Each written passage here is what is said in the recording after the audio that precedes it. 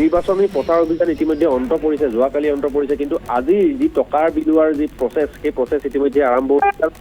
ৰঙানদী সমষ্টিত জয়ন্ত খাউণ্ডৰ পত্নী যিগৰাকী কংগ্ৰেছৰ প্ৰাৰ্থী, সেই কংগ্ৰেছৰ প্ৰাৰ্থীগৰাকীক পত্নীক ৰাইজে আবদ্ধ কৰিছে, জোনমণি দেৱী খাউণ্ড, কাৰণ তেওঁ এগৰাকী অধিবক্তা। আৰু আমাৰ হাতত যি তথ্য আহিছে সেই তথ্য অনুসৰি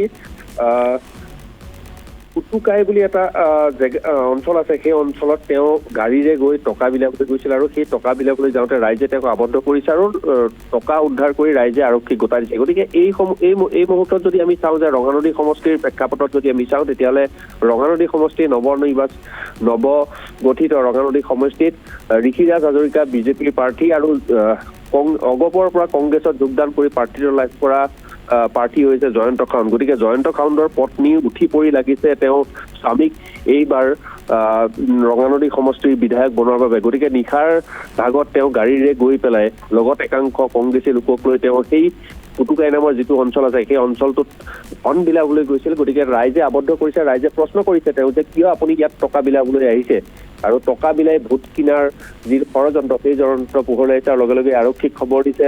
নিৰ্বাচন সুচাৰুৰূপে পৰিচালনা কৰাৰ ক্ষেত্ৰত আৰু নিৰ্বাচন আচৰণ বিধি ভংগ কৰিছে বুলি ইতিমধ্যে ৰাইজে উল্লেখ কৰিছে, আৰু তেওঁক ৰাইজে হাতেলতে ধৰি আৰক্ষীক গতাই দিছে। নীলোৎপল, তেওঁ কাক ধন বিলাই আছিলে, কিমান ধন বিতৰণ কৰিছিল, আৰক্ষীয়ে কিমান ধন উদ্ধাৰ কৰিছে?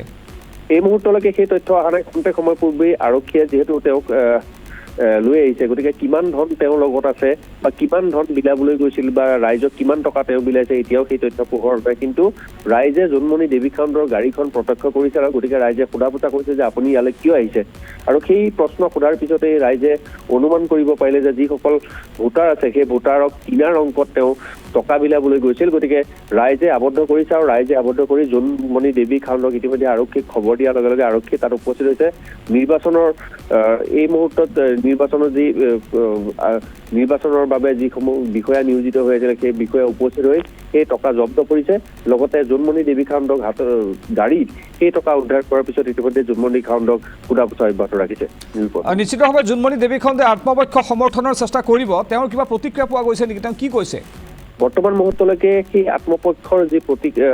আত্মপক্ষক তেওঁ প্ৰতিক্ৰিয়া দিব যি মন্তব্য কৰিছে সেই মন্তব্য অহা নাই, কিন্তু তাত এটা হুলস্থুলীয়া পৰিৱেশৰ সৃষ্টি হৈছে। কাৰণ ভোটৰ যিটো আমি যদি চাওঁ, যিটো ৰাইজে ভোটাধিকাৰ সাব্যস্ত কৰিব কাইলৈ, গতিকে কাইলৈ পুৱাৰ ভাগত ভোটাধিকাৰ সাব্যস্ত কৰি যাব।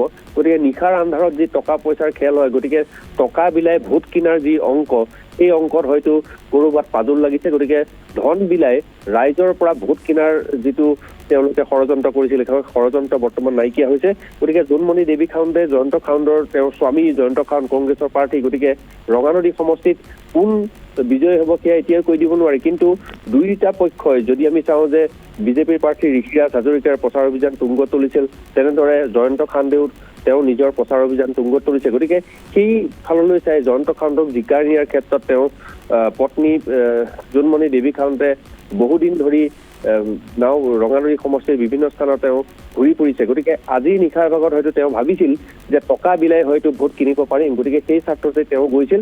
আৰু ৰাইজে প্ৰশ্ন কৰিছে যে আপুনি ইয়ালৈ কিয় আহিছে, বা আপুনি ইয়াত টকা বিলাবলৈ কিয় আহিছে, টকা বিলাই আপুনি ভোট কিনিবলৈ কিয় আহিছে বুলি প্ৰশ্ন কৰিছে, কিন্তু তেওঁ মুখেৰে একো ক'ব পৰা নাই। গতিকে এই মুহূৰ্তত টকাৰ ৰাজনীতি চলিছে, আৰু টকাৰ ৰাজনীতিৰে ভোটাৰৰ মন জয় কৰি কংগ্ৰেছৰ প্ৰাৰ্থী জয়ন্ত খাউণ্ডৰ হৈ তেওঁ ৰাইজৰ পৰা ভোট কিনাৰ যিটো ষড়যন্ত্ৰ কৰিছিল। গতিকে স্থানীয় যিসকল ৰাইজ আছে সেই তেওঁলোকে প্ৰত্যক্ষ কৰিলে, আৰু প্ৰত্যক্ষ কৰি তেওঁ গাড়ী আগচি তেওঁ কলৈ আহিছে বা কিয় আহিছে, তেওঁ গাড়ীত কিয় টকা লৈ আহিছে তাৰ প্ৰশ্ন কৰিলে, আৰু তাৰপিছতে আৰক্ষীক খবৰ দিলে। আৰক্ষীয়ে গৈ সেই স্থানৰ পৰা ধন উদ্ধাৰ কৰিছে আৰু জোনমণি খাউণ্ডক জবাবদিহি কৰিছে। নীলোৎপল, ইতিমধ্যে প্ৰচাৰৰ সামৰণি পৰিছে, প্ৰচাৰ কালিয়ে সামৰণি পৰিছে। কাইলৈ নিৰ্বাচন অনুষ্ঠিত হ'ব, ভোট গ্ৰহণ কালি অনুষ্ঠিত হ'ব। এতিয়া কথাটো হৈছে যে এই ধৰণে ধন বিলাই আছে, এই ধৰণে ধন বিলাই আছে প্ৰাৰ্থী জয়ন্ত খাউণ্ডৰ পত্নীয়ে। ইতিমধ্যে ৰাইজে আবদ্ধ কৰি তেওঁক গতাই দিছে লখিমপুৰ আৰক্ষীৰ হাতত। এতিয়া সমষ্টিটোত এই ঘটনাটোৱে কি প্ৰভাৱ পেলাব বা কি প্ৰতিক্ৰিয়াৰ সৃষ্টি কৰিছে? এই মুহূৰ্তত যদি আমি ক'বলৈ যাওঁ যে ৰঙানদী সমষ্টিটো এটা কোন জয়ী হ'ব সেয়া পিছৰ কথা, কিন্তু ৰঙানদী সমষ্টিৰ ঋষিৰাজ হাজৰিকাই যেনেদৰে প্ৰচাৰ অভিযান চলাইছিলে তেনেদৰে জয়ন্ত খাউণ্ডে প্ৰচাৰ অভিযান চলিছিলে।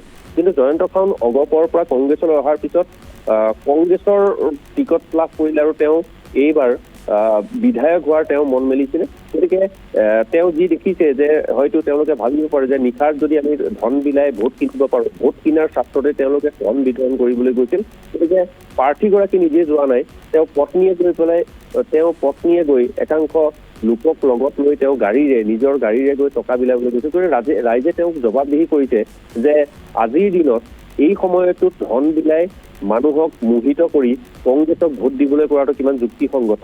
গতিকে এই ক্ষেত্ৰত কিন্তু নীলপৱন, এই ঘটনা নিশ্চিতভাৱে নেতিবাচক ঘটনা, এয়া নীতি বহিৰ্ভূত ঘটনা। এই ঘটনাটোৱে জয়ন্ত খাউণ্ডৰ ওপৰত কিবা নেতিবাচক প্ৰভাৱ পেলাব নিৰ্বাচনৰ ক্ষেত্ৰত?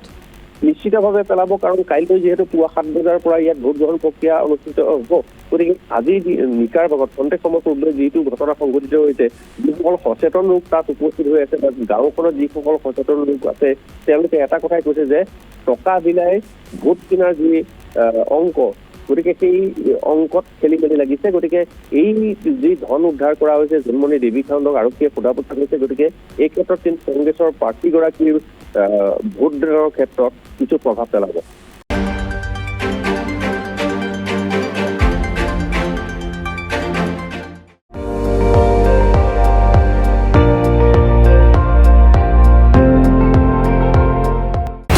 আপুনি চাই আছে ND24, সৰ্বশ্ৰেষ্ঠ নহয় সৰ্বোত্তমৰ দৌৰত।